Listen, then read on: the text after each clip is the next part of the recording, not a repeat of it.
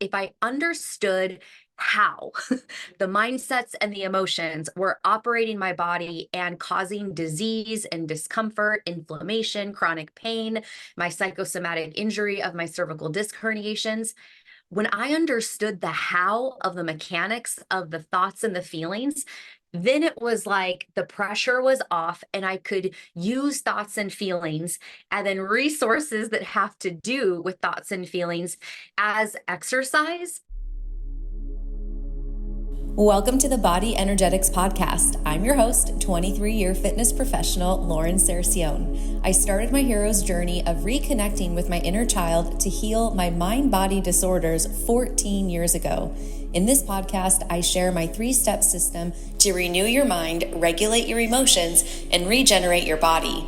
Go to bodyenergetix.com to join my free community where each week we expand on the theme of the current episode so you can reconnect your mind body to restore your physical health and create your desired aesthetic.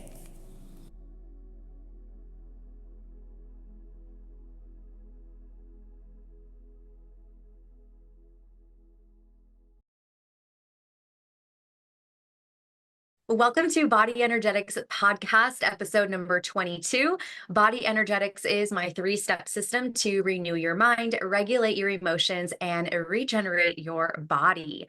This is the second episode I'm recording since getting all of my tools within and without. So your mental, emotional, mindset, and emotion tools, as well as the diet and exercise tools into one platform at bodyenergetix with an X.com. This is the place where paid and gamified coaching clients will be using all of my resources to renew their mind, regulate their emotions, regenerate their body.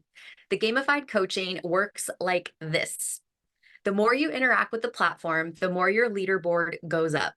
The more your leaderboard goes up, you have the chance to be one of 3 people, men or women, to win a coaching call on the first Saturday of the month at 8 a.m. Pacific Standard Time or Daylight Savings Time, whatever. 8 a.m. Pacific Time, Los Angeles time, first Saturday of the month. This is going to help you make money be the reason why you never say no. I have heard from so many people that they can't afford my one-on-one rate. So I thought, you know what? Why don't I make a community where everyone has access to the tools and then they win coaching from me? What's really cool about this platform also is that our wall is kind of like a Facebook wall, but we have categories of topics. And so when you post in the category of the topic, whether it's about food or about macros or about your diet or about mindset or your nervous system, or getting started, or just general questions, they go into categories so that I can best support you through the platform. So this is a really great way for you to become your dream body without using money, if money is a resource that you do not have extra of to invest in physical diet and exercise type stuff. A really unique aspect of the platform is that I am using the podcast as a place to host a masterclass of sorts. So these conversations on the podcast are probably going to be more than a half hour because I'm going to share with you concepts of why you'd want to use the tools to renew your mind, regulate your emotions, or regenerate your body. And I'm going to give you the why behind them as more of like the feeling and the personalization to it, as well as the how. Because what I really noticed worked well for me is that if I understood how the mindsets and the emotions were operating my body and causing disease and discomfort, inflammation, chronic pain, my psychosomatic injury of my cervical disc herniations, when I understood the how of the mechanics of the thoughts and the feelings, then it was like the pressure was off and I could use thoughts and feelings and then resources that have to do with thoughts and feelings as exercise, to where I didn't have as much of a meaning about my ability to change these thoughts and feelings. I had less judgment around myself and around my behaviors. And I was able to really kind of be more pragmatic with things because there was like an equation that I could work on, and it released the meaning that I made all of these thoughts and feelings and my physical outcomes mean about my worth. So I was able to detach from a value system of if I was good or bad by understanding how the thoughts and feelings were operating my body. So this is why these podcasts are going to get a bit longer, because I'm going to inform you about a tool to use, the why. So some of my personal experience of why you'd want to do this, of some of the struggles that you might be having too, also, and then how the thoughts and feelings are showing up in your body so that you can have more of a pragmatic, objective, divine masculine, if you will, of structure, of knowledge of how it's working, kind of the feminine energetics of understanding the why. And we get to connect on the level of our pain, because you may relate to how it was showing up for me. It might be showing up the same way for you. And then, of course, the how, what you're actually going to put into practice so that you can start to feel better in your body. So what we're talking about today is the anxious overthinking, and the tool that we're going to use to regulate or reverse this anxious overthinking is breath work. And breath work is module number 5 of the Body Energetic system. So you'll be able to use that tool after you listen to this podcast. Join the community at bodyenergetix.com, watch it, check the box to make your leaderboard go up, post on the wall, deepen the conversation that we're having in this podcast/masterclass. I was reflecting on how my overthinking played out in my conscious experience. Like, what were some of the things that were happening to me that I was aware of? And then I'm going to share with you how this gets created in the inner child and nervous system, and how that shows up in our body, the outcomes, and then some deeper layers of outcomes of behaviors, of isolation, addiction, neglect, and self-abandon. Well, gonna not really be fun stuff to go over, but you'll probably see some of your habits and your behaviors within this episode, and then you'll understand how you can start to unwind it. So the what is when we're reviewing the day to make sure you did it all right. So this is something that I did a lot, where when I was falling asleep, once the light was off, once everything was done, that moment that you close your eyes, and I would start to run through everything that happened during that day to find that one thing that I did wrong. And then once I could find the one thing to do wrong, then I would have a sinking in my chest, a little bit of like a throw up sensation in my throat, and then kind of like this like sting of an adrenaline dump through my limbs. I would actually feel that in my body. And then the mindsets would go off, the thoughts would go off, where I would play off the incident in my head, watch it like a movie, and then think about everything that I should have done wrong. I could see the person's expression on their face, and this is probably all made up. There probably was no problem whatsoever. And this memory that I'm looking at is actually made up based on the skewed mindset of feeling like I'm a bad person because of the feelings I had as a child. Get into that, of how that starts to get programmed a little bit later into the podcast episode. So the overthinking is the anxiety of the feeling that you are bad. And the mind looks for a match to something you can judge as, that's it, that's where you messed up. So let's dive into that statement just a little bit before we move on. The mind looks for a match to something you can judge. So this emotion of I am bad, that is living in the body, in the nervous system, from the inner child who had an experience of negative emotion, that in the interpretation of the negative emotion, the inner child, baby to childhood, 9 years old, maybe 0 to 9, 0 to 11, the feeling that the baby or child brain made that negative emotion, sensation in their body mean was bad.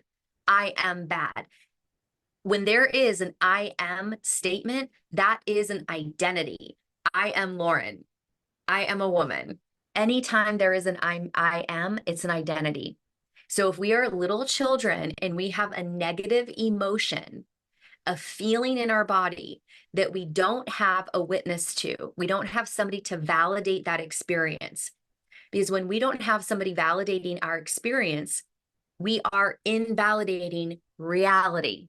And this is important, especially when we're talking about the dream body, because being human, having the soul experience in the human 3D field where there is contrast, the way we navigate the contrast is by sensation, right? Because everything's vibrating at a different rate. So if we have a negative feeling in our body and there is no grown-up to say, yeah, I get it. I would be scared too. Yeah, I would be sad too. Yeah, my feelings would be hurt too. If we didn't have someone validate it on the external, then our perception of this soul in a child body and mind is like, it must be bad.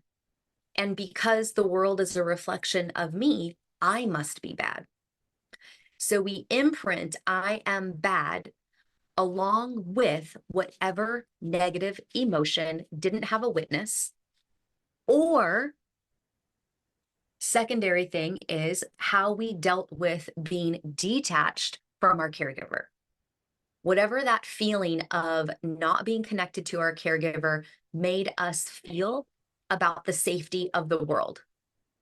So when we don't have an attachment to our caregiver, the primal instinct for all of us is death, because we are an infant and child, whatever the ages are that we have these little ruptures with our caregivers. But mostly this is the 0 to 18 months, where if we don't have a feeling of validation, eye to eye connection with our caregivers, emotional connection, like if they disassociate and they're checked out, even though their body is right next to us, when we lose this connection, we're losing the connection with the nervous system, because our nervous systems are calibrating and regulating with our caregiver to know, is this safe? Am I safe?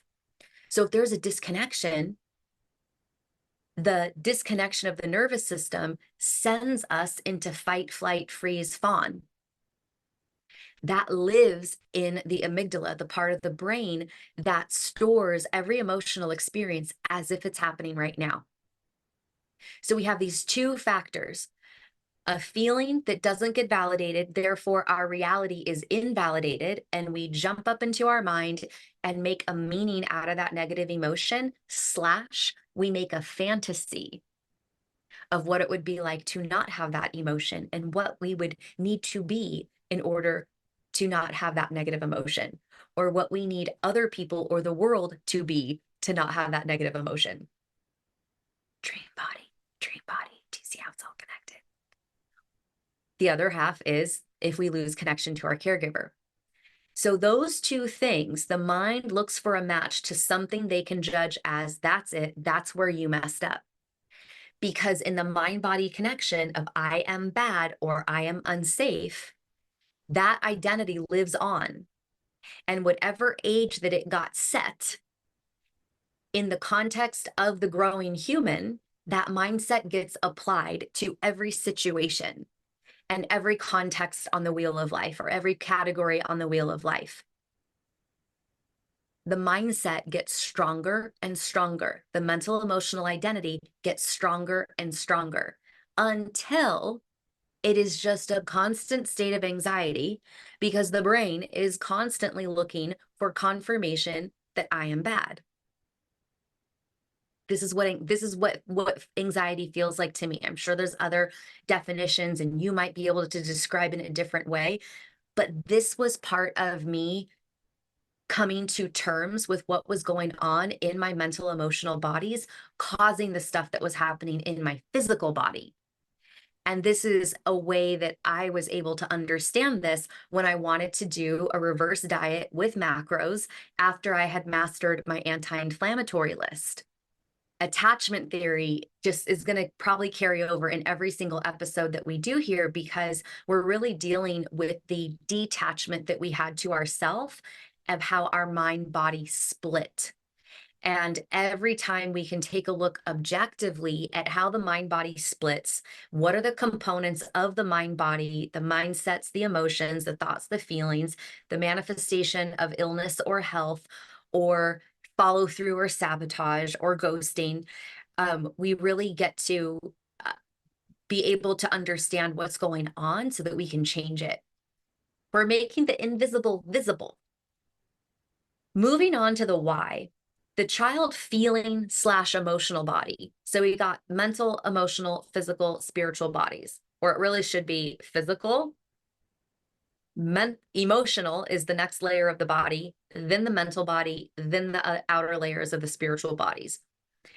The child feeling / emotional body is not being validated because when the feelings it had during an experience it didn't understand were suppressed, the mind made a meaning that it was bad.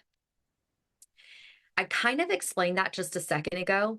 And the reason why I have it in quotes on my notebook and I'm doing air quotes is because I heard this really incredible metaphysical interpretation of the Bible. I have a couple of really old books that talk about how the Bible, before the Roman Empire started to edit the transcripts, before that, the Bible was recognized as a metaphysical text where the Old Testament was about astrology, planets, comets, and the New Testament was about the physical body. So I was reading this book and it talked about how it is God. It, that because everything is an it and God is the ultimate supreme reality, there's nothing separate from it, that whatever we say it is, we're actually talking about identifying an aspect of God. So when the feeling emotional body of the child has an experience that it doesn't understand, because whatever type of abuse has happened, sexual abuse is trauma passed on. It happened to the person before. Physical abuse is trauma passed on. It happened to the person before. So there is a bit of, we also in that moment are not understanding that trauma, but it is an awful experience, right? No doubt about it. The importance of the nuance of the language and what we're really trying to hone in on for us, for our mental, emotional energetics that are creating our physical manifestation of the body and of our habits, is that when we don't understand the why of what is happening, we make it about us. So if it was sexual abuse, or if it was someone saying mean things to you, or it was someone just checked out, not paying attention to you, those are all because that person was not connected to themselves and not in love. They were still separate. So they were operating mostly out of their wounds versus if they still had a sense of wholeness because they stayed connected or they did their inner work or whatever. So anything that happens, it doesn't matter the severity of the experience. If we have the experience and we don't understand the negative feelings we are having inside about it, we make the meaning of that experience mean that we are bad. So the it is also us as the we, as part of the collective, as a part of God. Big, right? We want to stay connected to God, to love, to the ultimate and supreme reality. We don't want any disconnections. So this is how deep this stuff is of why the anxiety is so overwhelming. The mental body mindset. Now, this is a hyphen. The mental body mindset is formed to scan for present day experiences that match three things: the meaning about self-worth, the emotion being suppressed, so the mental, emotional identity of the misunderstood moment can remain and live on in the now moment. Have you heard of an ego death? The ego death is when we come face to face with the reality that we have created based on our own actions. And the actions are because we were suppressing something, we were repressing something, or we were using a protective mindset or behavior to prevent the bad thing or bad feeling from happening again. So it's not our fault, but the ego death is facing that now we have a responsibility that, whoa, maybe some of the perpetrators and the victimizations that I have held close to my heart of the reasons why I have a problem, I'm not healthy, I can't stick with things, I'm oppressed in some way, you're confronted with actually that feeling and meaning I've made about this is part of my shadow, is part of my protection. The thing that I am holding as a perpetration and victimization actually wasn't that. That was my interpretation of it because I was making somebody else's experience mean something about me. And I'm talking about the ego death here. When we're looking at stuff that we've done maybe in our 20s and our 30s or in our 40s of like, oh shit, that was on me. But I've been perceiving that and holding on to that baggage as if it was the other person's fault. That's the ego death. But guess who's dying? The mindset that happened in that moment. The mental body mindset is formed to scan for present day experiences that match the meaning about self-worth, the emotion behind suppressed emotions, so the mental emotional identity of the misunderstood moment can remain and live on in the now moment. Nothing wants to die. Everything wants to live. Grass grows through concrete. So even these mental emotional identities that say I am bad because of whatever negative emotion, guilt, shame, sadness, disappointment, they want to live on. So they are going to keep on duplicating themselves. And with whatever is in your reality at that now moment, whatever year that was, day that was, month it is, whatever now moment of right now, April 29th, 2024, if that mental emotional identity isn't checked, it's going to take a look at this entire day and figure out where that bad emotion is to reinforce the identity that you are bad. So you'll make meanings out of every interaction with people to reinforce that identity because to your mind body, that's who you are. And this is why the ego death is so hard to get through because you have to take responsibility if you're going to rebirth yourself. Let's talk about some of these outcomes. The outcome of the reinforcement of the negative identity is that's the part I messed up at the end of your day when you're going to bed, or at least for me, that's what I would do. That's the part I messed up. Thought that you have confirms that, yep, you're bad. So once now you have the confirmation, you went through your whole day, or this is, I should like speak in the first person. I go through my whole day. I find one to three moments that, yep, that interaction, I should have done a better job. I did something wrong. Then now I have the physical reaction of the sinking in my chest, the throw up sensation in my throat, and the adrenaline dump in my limbs. Now my physical body is in confirmation of its identity. So now the mind and the body, the mental emotional identity that I made that I am bad is now confirmed. So now I am back in the little child body of the first time I made that meaning around that emotion.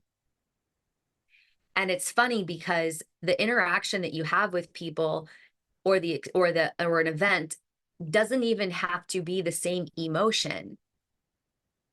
It's just that you have to find a reason for you to experience the emotion. So however you're going to judge yourself based on what you did that day, then you get to have that emotional secretion from the brain, the molecules of emotion that match that mind-body identity of the emotion that you first created when you were little that says, I am bad. Addiction patterns of numbing turn on, making you susceptible to their negative outcomes, which are isolation, neglect, and self-abandon. So this is the real fun part. We're going to get into the addiction patterns, because anxiety is something that we want to get rid of, right? So we're going to do things that we are addicted to: shopping, working out, eating, drugs, drinking, sex. Is that about it? Yeah. Work. Get addicted to work. Because what happens is when we divert the focus to that other thing, it's actually giving us a false sense of connection. And I'm going to explain why it gives you a false sense of connection through the top three outcomes of isolation, neglect, and self-abandon. And this is deep stuff of overarching how to deal with anxieties and addiction because of the mental emotional identities from our inner child. But this is also why we're screwing up our dream body. Like, our body is already the dream. We are having the conscious dream of being human. Our soul is having the dream of being human. We are making it up as we go. And our charts with the astrology, that gets to help us navigate. It's like our tool set to understand, like, based on my mental emotional state, what energy am I going to tap into on my chart? What's my gone right energy? What's my gone wrong energy? Like, my favorite astrologer, Renata, likes to say, the astrology and our charts are our template for our potentials for the dream. So when you see this, when you hear this about isolation, neglect, and self-abandon, you'll be able to see how some of that stuff shows up with how you ghost your habits or how you sabotage your results on your way to your dream body. Isolation is first. The addiction provides connection because of the chemical reactions in your body that calm the alarm of the inner child. Some addictions that bring you up let you relive the fantasy of not being bad you created in the days, months, and even years after the thing that you didn't understand happened. This is important. We may not remember this disassociation, but if there was the moments in these experiences that you didn't understand, that either you were really young, 0 to 18 months, or you didn't have somebody to help you through it, validate it, witness it, so that you could have your reality confirmed and not be stuck with all this emotion in your body, not having any understanding of it. You may not remember this, but there's part of us that could have, not everybody, could have disassociated into a fantasy state of the dream of a wonderful experience that you would rather have than the one going on physiologically in your body in that moment. So if you have an addiction, that the high part of the addiction, the click of buying something, the achievement at work, the high of it, the high of your addiction, that is actually putting your body in the physiological state of the fantasy. Because where your mind goes in that height secretes molecules of emotion that are high vibration. So your physical body gets dumped with regenerative, feel-good hormones, dopamine, serotonin, feel good. Some addictions that bring you down let you experience your sadness in a quote-unquote safe space, in a safe way, because you choose the medicine and dose. Some addictions that bring you down let you experience your sadness in a safe way because you chose the medicine and dose. So there's a come down after your high. The come down is the part that we are knowing is going to happen, but because we also know we were the cause of the initial high, we're okay with it. So the addiction process allows us to feel those negative emotions that we're trying to avoid. The negative emotions that created the identity that said, I am bad. All addiction isolates you from people, the thing that triggers your anxiety and starts the downward spiral. So with addiction and isolation, you are using the addictive thing, habit, or substance to create an internal connection within yourself, because you can access the fantasy and you can control the low. Well, why did those things even occur? Because there was an interaction probably with a person of an event. You watched something, you watched people interact, something happened with your caregiver, something happened with a friend, something happened with a sibling, something happened with a person, or something happened without a person, and you were in need of validation. So then we end up isolating ourselves because the thing that is the cause of the fantasy or the low, we don't want that's causing our anxiety. So it's much easier for us to be with ourselves in a controlled way with our addictive behaviors because we are under control. We don't have to interact with someone and like brace for like, right? Because inevitably we know unconsciously that we're going to go through the list to figure out what we did wrong and what we need to correct. And this is really from the fawn response, that we're people pleasing and we're making sure that we're doing everything right so that we don't feel bad, so that someone doesn't reject us or abandon us.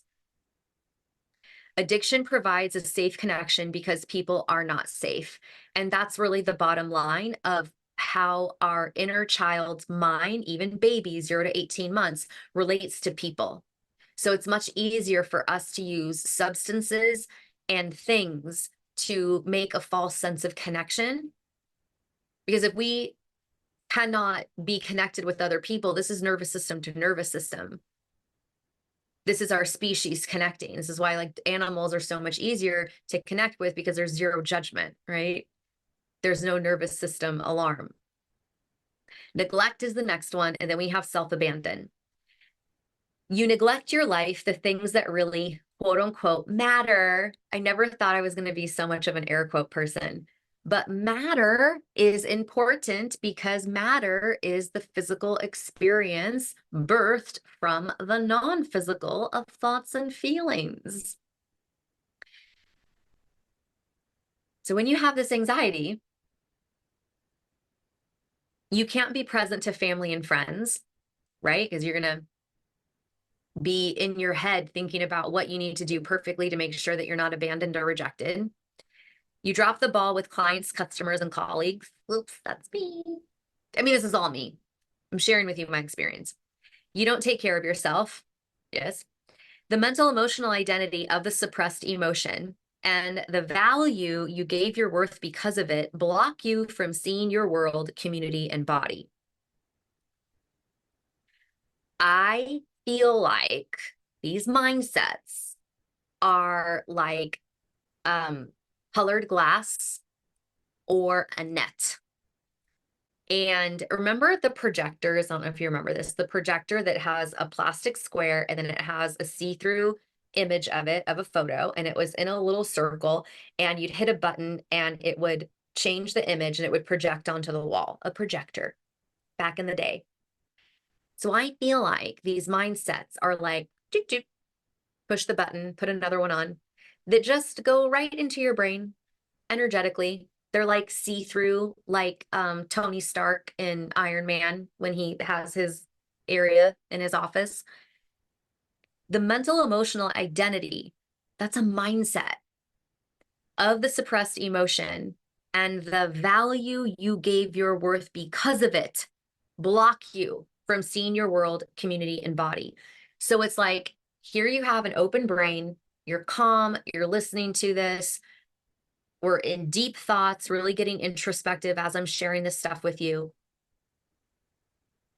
But then there comes in a mindset, or there already is, it's already there at all times. This is why that's such a problem, because it's always there. So it's always there, and you can't see it and you can't remove it. You can't press the projector button to get it out of the way. And it is literally blocking you, your vision right now, to notice your world, your community, and your body. You don't notice how awesome your body is. You don't notice how attractive you are. You don't notice the people around you that do love and accept you. And you don't notice the way in which the world is working out okay for you. Because we're stuck in the flip side of this like sonar device, it's called neuroception, always looking for threat. But it's not just the regular physiological neuroception that's looking for threat, for safety, for good reason. It's like is exacerbated. It's exaggerated. It's in overdrive. Steam is coming out of its ears if it had a head. You cannot see the value in what you already have because this mindset is so hell-bent on reminding you of how bad you are. So that causes neglect. So if you are in a state of neglect within your entire experience, you are not going to take care of your body. You could be like how I was, where I've always really 80% of my life, unless I was sick or injured, was consistent with exercise. I love exercising.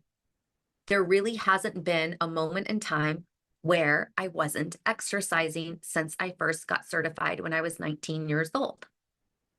But I didn't take care of myself. I ran myself into the ground and didn't listen to my body and didn't work on imbalances that I had. And I let dominant muscles take over and I let that screw up my whole skeletal system, causing nerve problems and pain and eventually a disc herniation. So you could look real good on paper, checking all the boxes, but you could still be neglecting yourself. The last one is self-abandon. You abandon yourself, your needs and desires, your habits, and air quotes, doing your part in the co-creation of the universe. So I'm pretty sure you are here because you believe, or you are dipping your toes into the belief that this is a co-creative universe where us and our 3 to 5% conscious mind are creating our reality with the ultimate and supreme reality, with our guides, guardians, and angels, and with other people and animals and plants and insects. So we abandon that inner knowing and we stop doing our part. And we look outside of ourselves, not just for the threat to confirm that we're bad, but for the reason why we're not in our dream body yet. The experiences and pleasures of your dreams remain in the ethers because you stop doing what's necessary to birth your creation. I don't know if anybody's told you this, but if you want to have nice sculpted shoulders and a tank top, you're going to have to hit your shoulders pretty frequently during the week. If you want to have some little ab lines, I don't know if anybody's told you this, but you're going to have to do resistance training for your core. I don't know if anybody's told you this, but if you want to be more flexible and not have a headache all the time from tension, you're probably going to have to do Pilates. There's shit you have to do. So when you have abandoned yourself because of this anxious mindset that is trying to find reasons to confirm that you are bad, you can't show up and do what you need to do. When you drop out of the driver's seat of the conscious mind, reality has no choice but to listen to the commands of the subconscious, where the suppressed emotion inform the 3 to 5%. So I look at the subconscious and suppressed emotions, sub and sup. Because to me, the suppressed emotion is the thing that we are like consciously aware that we don't want to feel. Like, I'm like this because, like, we know the feeling, we don't want to have the feeling, we think we could do the inner work and the personal development work to never have the feeling, but the feeling's part of us and the feeling has relevance because this is a sensory experience. So when you drop out of the driver's seat of the conscious mind, reality has no choice but to listen to the commands of the subconscious. Metaphorically speaking, the subconscious is the feminine energetics of creation, because the subconscious area of the brain is where all the patterns and automations are held. So in the Bible, from the metaphysical point of view before it was translated to be a literal text was that we can't serve two masters. And those two masters are the conscious mind of our desires that we are aware of, that we would like to experience, that we probably even talk about, or the unconscious, the inner child stuff. The inner child I am identities that say I am bad. So when you are no longer in your co-creative state, I'm on my hero's journey, this is a sensory experience, I'm working on reconnecting with myself, I'm working on remembering that I am part of the ultimate and supreme reality. There is no separation between me and God. There is no separation between me and other. When you drop out of that state, the subconscious patterns go on. It's literally autopilot. So don't abandon yourself, because that's what you're going to get. Wrapping this up, we're going to also at the end just do a quick review of the Body Energetix breath work and nervous system regulation portion, so that you know what to do after you listen to this podcast/masterclass. Anxiety pushes the dream body away because although it has become the solution to being bad, the fear of not being good enough to be it and have the fantasy the child thinks it will experience is overwhelming. The dream body becomes our caregiver. Attachment Theory, Module 18 of the Body Energetix classroom at bodyenergetix.com. The attachment of the inner child, the clingy inner child that goes through deprivation and indulgent cycles. The anger of the inner teenager who is rebellious and says, screw the system, I'm not doing this. Doesn't like the discipline. Hello, what teenager likes discipline? Those identities all have behaviors. Automatic behaviors with the function of your body and how it's manifesting in illness or health, and the behaviors of ghosting, following through, or sabotaging. So your dream body, because we use the tools and our body, our now body, as a way to reenact the negative mind-body identities we created on our way to, or that we created in our experiences, the dream body becomes the caregiver, just like a romantic partner becomes our parent. Anxiety pushes the dream body away because the dream body is now the fantasy. So once we have a fantasy, and you might be able to relate this easier to romance, once you meet the man or the woman of your dreams, fears come up, and the fears then, like the Matrix, all these codes come down of all the ways it can show up. And those fears attached to the dream body and the meanings that you gave those fears, that is unconsciously happening within your physiology, within your mindset, and within your emotions, within your reality. Your reality starts to reflect it, and that's very overwhelming. That's anxiety. The overwhelm alarms the inner child, and the mindset is created to justify its negative emotion by being bad and deserving it. The overwhelm alarms the inner child. So all of that awareness within the mind-body system alarms the inner child. This mental emotional identity that says I'm bad. The mindset it created to justify its negative emotion by being bad and deserving it jumps off. So now we are the inner child. Mindset is on, we're 4 years old. Then that mindset reviews the days, weeks, months, and even years for moments it can say, it's just like when. So when we're going through this at night and we're like, okay, like you find all the reasons why you suck, why you were bad, what you should have done differently. In other words, what you should have done differently with your tools to get to your dream body. When now you can find a moment that says it's just like when. Now you are got the confirmation chemically within your body. Now your mind, your physical body is in the sensation of I am bad. Now, when you can remember a moment between that first moment and the one you're having right now that matches, you say, it's just like when. So now you've compounded the energy. Now your mental and vibrational emotional body, because we have the emotional body chemical with molecules of emotion. We have the emotional body vibrationally with the measurement of energy and motion that we give names to called feelings. Now we're set. Now we have completely created a reality vibrationally and chemically, non-physically and physically, to match the I am bad. And the shame spiral activates, and addiction, isolation, and self-abandon patterns automate. Are you getting this? I hope you are getting this. This is what is happening. You might have to listen to this again. Post in the group if you have questions about it. Let's go deeper on it. That is the gist of what is happening. Now, how you can stop this, and like, there will still be moments where you're triggered.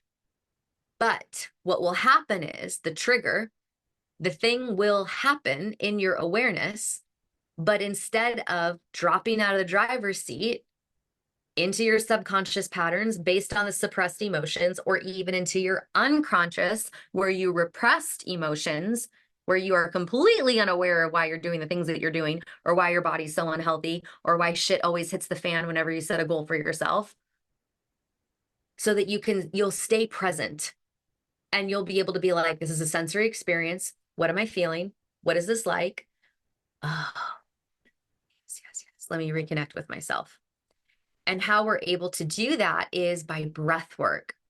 Breath work, especially the brain and heart coherence breathing that I have in the Body Energetics community, is going to help you stay connected in your mind body, because we breathe in for 5 seconds and out for 5 seconds, and we think thoughts about something that would make us feel love, joy, appreciation, kindness, or care from the outside in. So check out what we were doing. We're hitting the nervous system with slowing down the breath. Now the heart knows that it is completely safe. There is zero threat to be had. We are accessing imagination, the vibrational aspect of the subconscious mind, the vibrational, feminine, emotional energetics that is sending out a signal into the ethers to say, hey, I really want to experience something that would make me feel love, joy, appreciation, kindness, care. And then we also have the chemical identity changing, because the thoughts of love, joy, appreciation, kindness, care have a molecule of emotion. So you are giving yourself an internal shower of regenerative molecules of emotion. You are sending out a vibrational signal and changing the vibrational capacity of your aura with love, joy, appreciation, kindness, care. You are calming your nervous system down. You're doing it all. 5 seconds in, 5 seconds out, think happy thoughts. Peter Pan was right. Another way to get into, to be connected is with toning. So I have a very specific, beautiful practice every single day that is so modern, it's going to blow your mind. Sometimes I light Palo Santo, but not always. So you don't have to have incense or a bell or a yoga mat. I listen to a meditation to get into my body or connect with my inner child first thing in the morning. Sometimes I have to get up and go to the bathroom, and then I come back and lay down again. I have a specific playlist that I listen to that has this beautiful Christmas song of all things, since you know how I feel about the organization of the Bible. And then I listen to music that takes me up and lets me access my anger and move that energy, because anger is actually just life force energy. It's power. And then I move into inspirational music. But what I do while that playlist is on, I take a cold shower.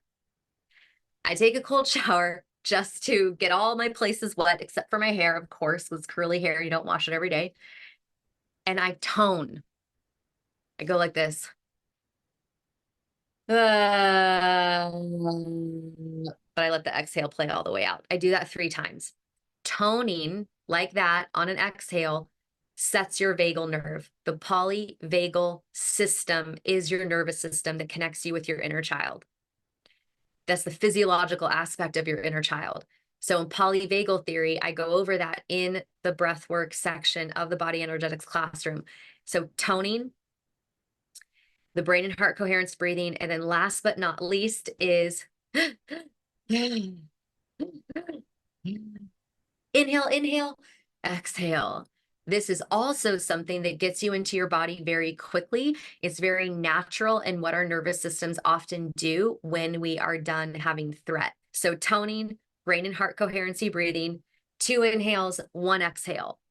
That helps you get into your body. And the more you do that, you may actually start to see some solution thoughts and some awareness start to build of what this inner child mindset of I am bad is meaning about you and how it's showing up in your life.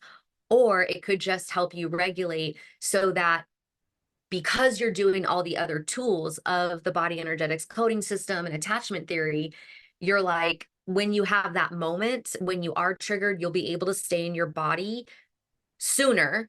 Like you won't pop out of your body. You'll stay grounded for a longer period of time. Like it won't get the best of you. It just takes practice. So I'd love for you to join the community, bodyenergetics.com. Go to the classroom, and in the classroom, the very first module is welcome, start here, and then how to play the game.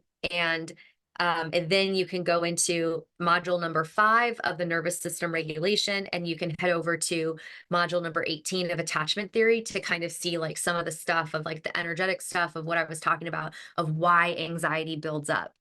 But this was so good. This was the stuff that really helped me reorganize myself, my thoughts and feelings, so that I could follow through with changing my relationship with food, so that even though all my exercise, I could actually see a physical aesthetic outcome from all of the movement that I do because I healed that relationship with my food. So I'll see you there, bodyenergetics.com.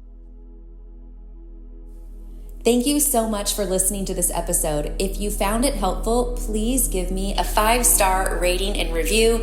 Share it with your friends. Tag me on social media at Body Energetix with an X or at Lauren Cercione, and I'll reshare you to my story.